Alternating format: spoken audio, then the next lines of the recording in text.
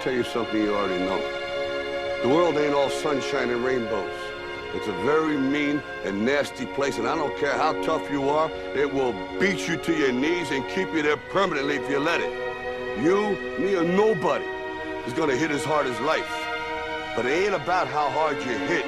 It's about how hard you can get hit and keep moving forward. How much you can take and keep moving forward. That's how winning is done.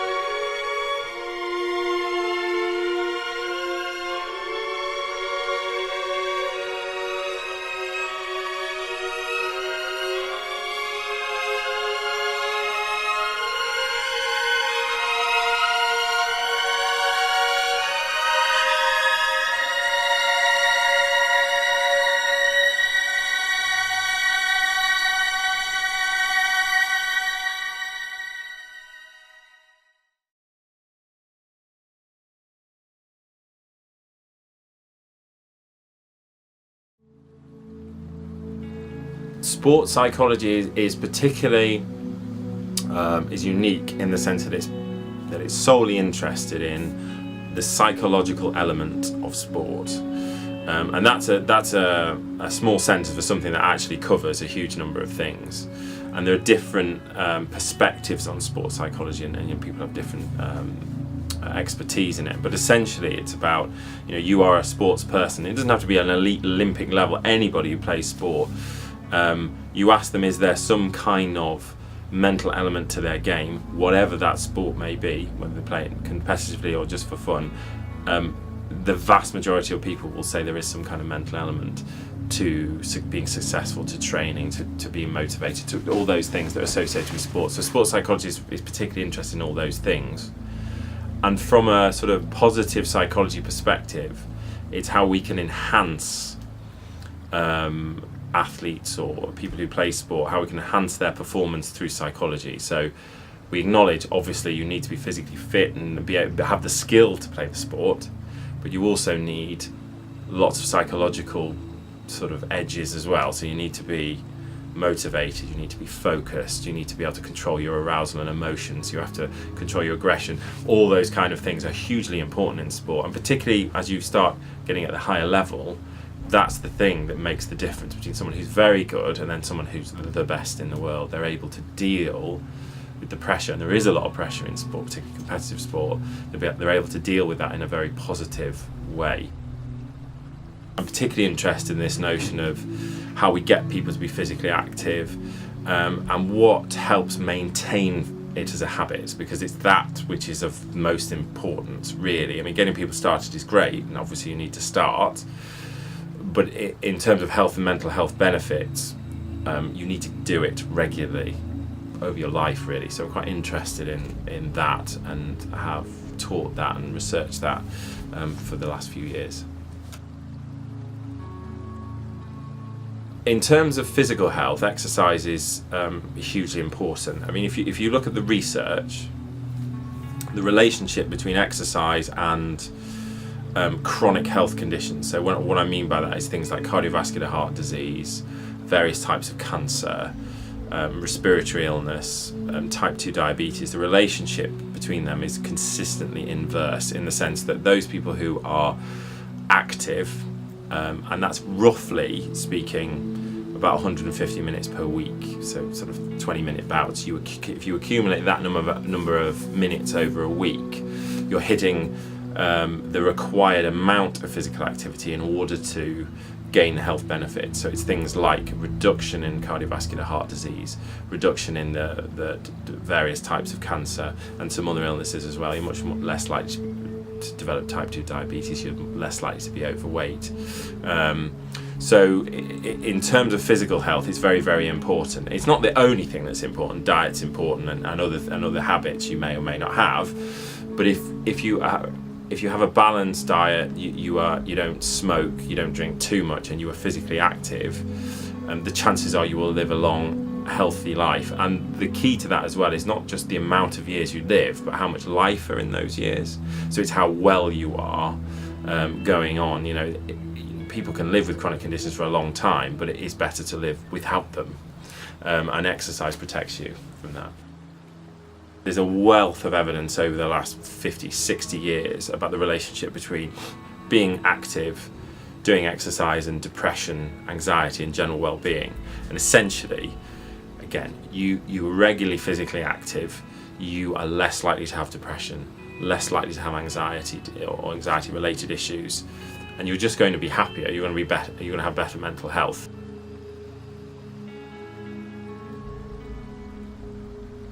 Essentially, two reasons they come to you. It's either they've got an issue that they feel is stopping them perform to their best. So a typical thing is dealing with anxiety and pressure. So people perform really well in a training situation and then move that into a competitive situation. And if you look at it, what they're actually doing is exactly the same. I do a lot of work with rowers, and a 2K rowing race is exactly the same in training as it is competition, but actually it isn't the same. It's completely different, what you take to it and how you interpret it. So what you often find, and I found this with people I've worked with, is it's dealing with that pressure. People really can struggle with that, so they'll come to a sports psych and say, how can you help me? And there's various things you can do to all sorts of different frameworks you can work in order to try to enhance and help them. So there's people who come with a problem, and then there's people who don't have an issue as such, but they just want to improve their performance. And in doing, and the reason and how they do that is by trying to gain a mental edge with a sports psychologist. Might be one way they do that anyway. So they come and say, right, let's break down what do you find difficult, how can we enhance your pre-performance routine, how can we use self-talk or imagery to enhance your performance. Like your reaction to stress and how you physically respond are actually very psychological, because they start out with how you interpret a situation. So something that initially can seem very, very threatening, well, actually you can interpret that. Well, you could see it that way, but you could see it as a challenging sort of a possibility to improve rather than something that you're going to do badly at. So you can work with an athlete in that kind of way. There are all sorts of other ways as well. They're harnessing often techniques and things that athletes sort of do already, but they just do in a much sort of ad hoc, less focused way. So a classic question I ask athletes is how much do they train? So they'll say, well, I do 4 hours a day or 3 hours a day or whatever. And then I say, okay, so how much do you train sort of psychologically? Nothing, usually. There's no consistent.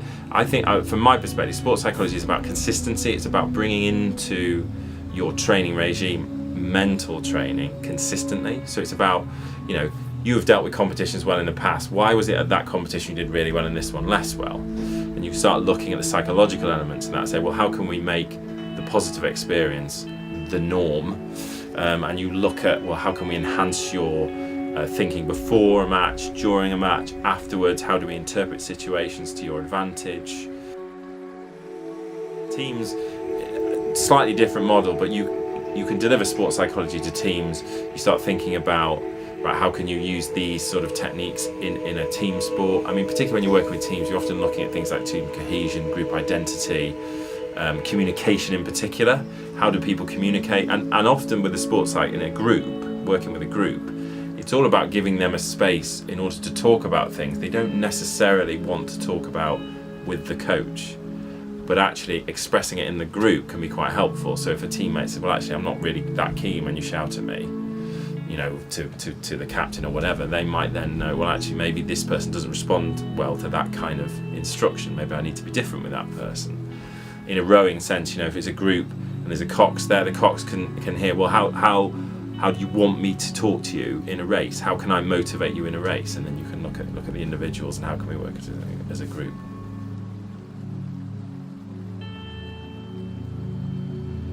What we would do over a series of sessions, we'd identify the issues to start off in the first session. In the second session, we start to come up with an intervention, essentially. So we're going to have a self-taught strategy that you will devise with the athlete.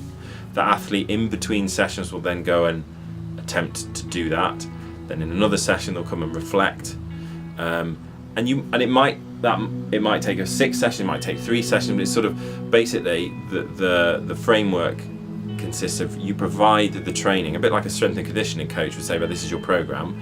You go away and attempt it, then you come back and we reevaluate it, and we might set new goals, or we might decide actually that's dealt with the issue. So that's a sort of a loose framework that often is used, irrespective of what the athlete's actually doing, whether it's self-talk or imagery or the relaxation techniques or whatever. It's about teaching. They practice it. You evaluate. You tweak. You keep doing that until they feel, yes, I've got this, and it's really helping, or it is helping, but I could do with something else. And then you might go to something else. But that's essentially the thing you emphasise the most in sports psych is obviously seeing the sports psych is important, but the athlete does the work. The same we were saying about a bicep curl. They're the ones that go away and train their mind to react in a certain way. The mind can be seen like a muscle. You work it in a certain way, it will get stronger, and you'll be able to do more, deal with pressure more, whatever the purpose of the sessions are.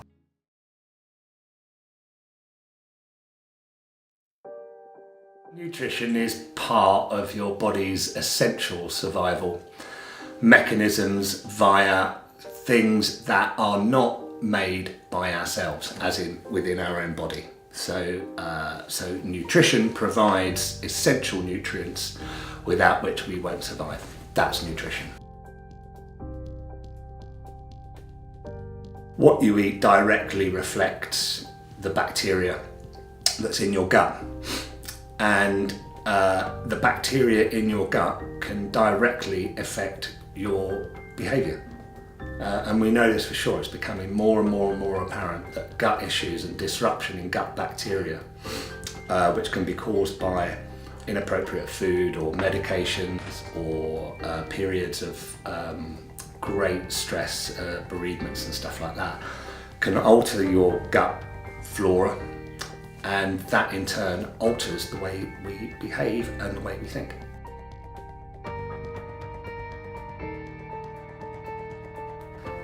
Incredibly important. Even if you take a very basic level, most people who are vying for sporting performance are firstly really, really interested in their body composition. So they're really interested in their power to weight ratio, for example. Nutrition, eating in the right way, can alter that perceptively in a very, very short space of time. And then it depends on what sort of sporting performance you're looking for. I work with a lot of people who do endurance and ultra endurance stuff. Complete game changer if you get food right. And the other flip side of that is injuries. Sports people who get injured, and how quickly and how well they can recover from it, ultimately relies a huge amount on the food that they're using, and whether it's pro-recovery or anti-recovery. And we see so many people doing the wrong things during recovery from injury, and it just prolongs the injury, makes the repair more likely to fail. So yeah, it's a huge part of it. There is no normal healthy diet, I'm afraid. It's very individual, it's very unique. Some people do eat the same things and they do fine on it, but quite a lot of the time we find different people from different backgrounds have very, very vastly different needs from food. Theoretically, someone like Mo Farah would be eating far fewer calories. He'd relatively be eating a lower amount of protein for sure. Depends on how he trains though. He might have quite a high level of fat, but you can see, whereas your power guys, calories are going to that are consumed are going to be huge in order to maintain muscle mass. A lot of the rugby players you see today, they're huge guys eating a large amount of calories. It's not the calories that provide the muscle, but it's an easy way to refer to it. And they'll often be dosing quite large quantities of protein, for example. So someone like Mo Farah might be, 1.2 grams of protein per kilogram of body weight at a push, whereas some of the rugby guys might be up to 2.2, 2.4 kilos of grams of protein per kilogram of body weight. So a huge difference in how you manipulate those macronutrients to get a given result.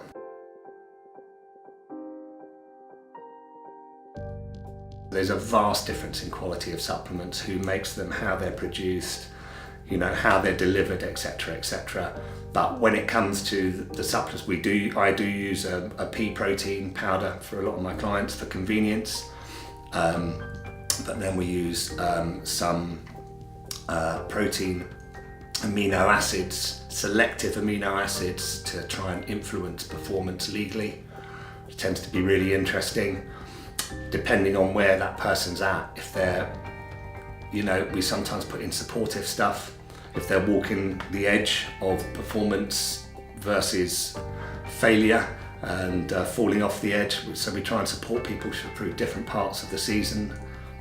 So if someone's got a big event coming up, for example, about a month out, we'll always put in stuff to support the immune system, that kind of thing, in order, because that's when things start getting tense and they're much more likely to get ill or injured during that period. So we try and head that off by using things medicinally to try and support them. So there's a huge amount going on with supplements. It's very broad.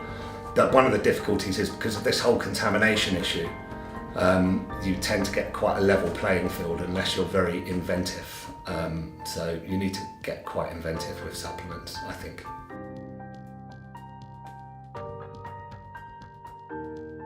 The way we look at science at this moment in time, most modern science was really designed for the pharmaceutical industry and for very isolated things. And if A does B, does C, does D, does it all add up to that?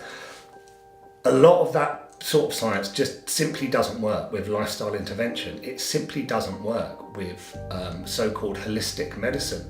It simply doesn't work. Try and analyse a bowl of beef dumpling stew, for example. Try and analyse that scientifically. You tell me what's good in it, and it's hugely, hugely difficult.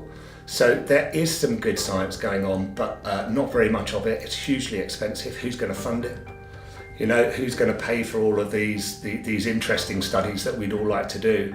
The way I keep up to date with it, I'm like any doctor, GP, anything like that. I'm registered with a lot of journals, so I get daily updates. Reading material, books, anything like that. I tend to get through personally about 8 books a week on this subject.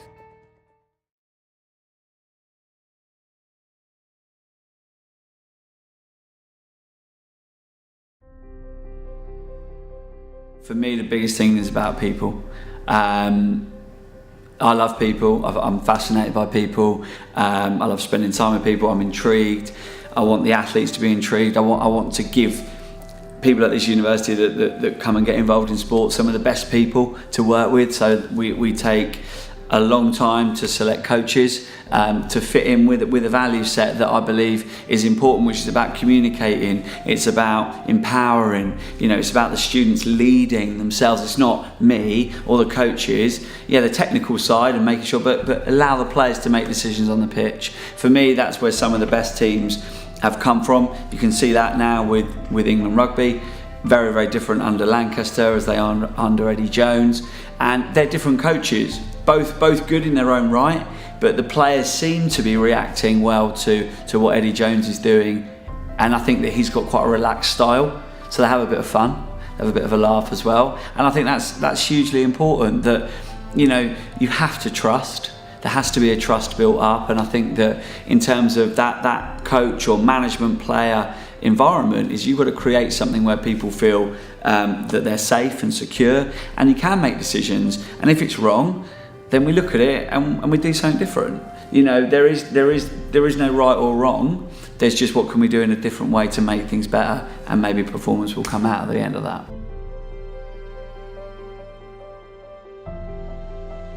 When I first arrived, they had nearly over 55, 60 students on the performance program, and one of the things I first did was, even when I was working, how do you manage that group of people? How do you, for me, it's so important that I know everyone's name on that squad, that we individualise the program. Everyone on that squad needed something different, whether that's from conditioning, sports psych, food, whatever it would be. So we one of the first things I did was I cut that squad down. I made that to about 25 to 30 people, so we could actually engage them one-on-one in a lot of occasions, and that brought better results because you had better rapport with the athlete, and you were able to advise them, but you were able to see more of them. That was the big thing.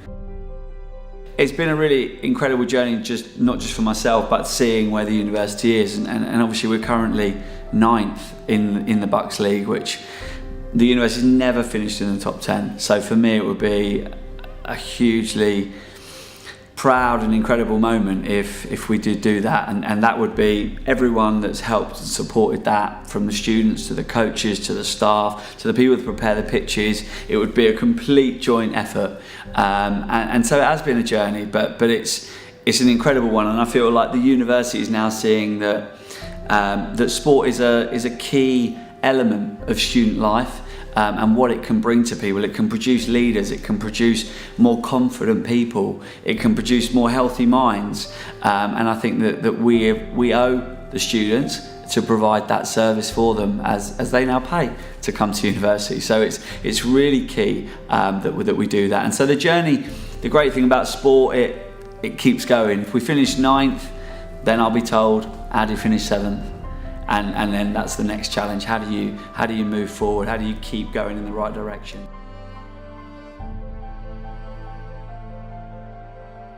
Performance can mean quite a lot of different things, and it's a really interesting subject at the moment. For me, it's about people reaching their potential, especially if you're an individual or a team.